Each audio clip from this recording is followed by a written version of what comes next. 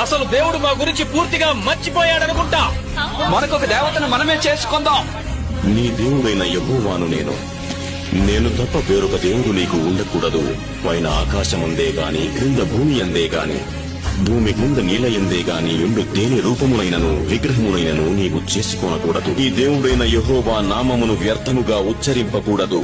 యెహోవా తన నామమును వ్యర్థముగా ఉచ్చరించు వారిని నిర్దోషిగా ఎంచడు. విశ్రాంతి దినమున పరిశుద్ధముగా ఆచరించుటకు జ్ఞాపకముచ్చుకును. నీ తండ్రిని తల్లిని సన్మానించుము.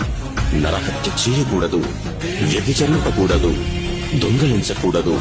నీ పొరుగువాని మీద అబద్ధ సాక్ష్యం చెప్పకూడదు. నీ పొరుగువాని ఇల్లు అసింపకూడదు. నీ పొరుగువాని భార్యనైనను అతని దాసునైనను అతని దాసినైనను అతని ఎద్దునైనను అతని గాడిదనైనను నీ పొరుగువాని దగ్గు దేనినైనను ఆశింపకూడదు.